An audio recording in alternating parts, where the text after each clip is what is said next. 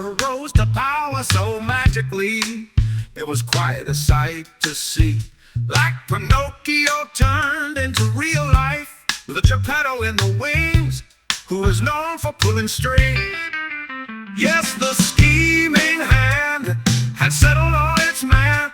He was young and just the person to work the neocon plan. For the Ukraine, now known as just Ukraine, a plot has been hatched that is insane. For the Ukraine, now known as just Ukraine, someone made a decision to produce a collision, and the Ukraine will poke the bear. There's the Donbass, where they speak Russian, protected by the bear. The prudent would beware. But prudence is not Zelensky's long suit. They hardly seem to be aware that they had poked the bear. And then the bullets flew, the country split in two.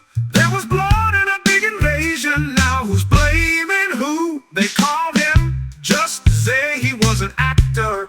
He had a lot of charm, and in that role he did a little harm. Now he's bringing down the curtain, but this time it's not a show. The world knows that Zelensky has got to go, but we still don't understand as he goes round hand in hand.